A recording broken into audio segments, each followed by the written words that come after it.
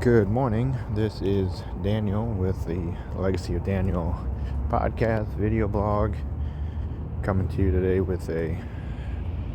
short video. I'll try to keep it short and brief, but I'm going to try to just discuss or reminisce on some thoughts I had on some recent events. My goal is to hopefully make my remarks as inclusive and participatory as possible so that dialogue can manifest itself through the many spheres of ideas and conversations and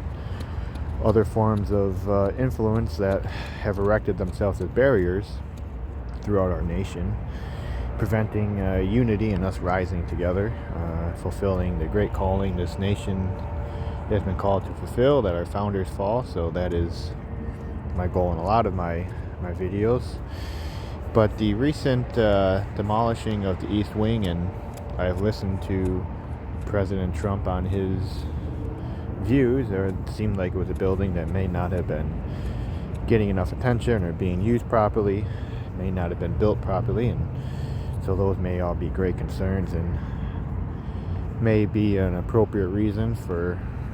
maybe rethinking its the structure of the building. But building a 200 square foot, it seems like, ballroom seems like the initial idea is just to host foreign dignitaries, does not really seem like a wise investment for America or the American people. If it is going to be useful, it's going to need to be for the American people and can be used kind of regularly by America and Americans, and however that can be done, I don't know. But destroying, and the White House has gone through renovations all through who knows how many times, and each president has their own unique kind of image that they bring to the White House, and that's a beautiful and wonderful thing. And every president should take up their opportunity to kind of write a story, their own chapter from the executive branch, their time in the White House, and make it a living history, make it a monument, a contribution to the living history of America, so that we can all participate and engage in it, learn from it, maybe disagree with things here and there. But as soon as things are just torn down for no real reason, we are taking away a piece of our history. And I think the tearing down of statues, tearing down of buildings, whether it's useful or not, needs to be rethought out. And the East Wing could have been remodeled, could have been refurnished, could have brought a different, if you put a different light under it or above it, can it have a different purpose, different meaning? Our history is living, and we don't want to lose the past, because we want to bring the past up with us and to continue living with us, so that we can learn, and that we don't forget who we are. And our origin story doesn't really disappear, but only grows in strength as the depth of our history, the depth of our meaning and purpose kind of becomes stronger, becomes more dense. It becomes our rock, our immovable rock that we continue to stand on and grow up on, so that we continue on this journey of becoming an exceptionally great nation that has truly a calling that needs to be fulfilled. And so I guess I'll just finish my thoughts here. But I do believe that, having a 200 square foot ballroom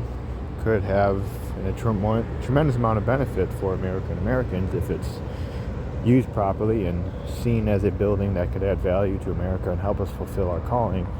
But if it's just going to be a fancy building,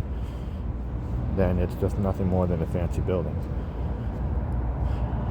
And so those are my thoughts, and kind of a little disappointed that there wasn't more discussion on this, especially from those of like the conservative libertarians. I would like to see just more of our history become living and participatory, instead of just having groups of individuals going along with something just because maybe he's just paying for it with his own money, not taxpayer money. So yeah, those are my thoughts, just kind of putting them out there and reminiscing a little bit. But yeah, it could be a wonderful, wonderful project, turn into a great thing, and be a great thing, a great addition to our living history. But it also can be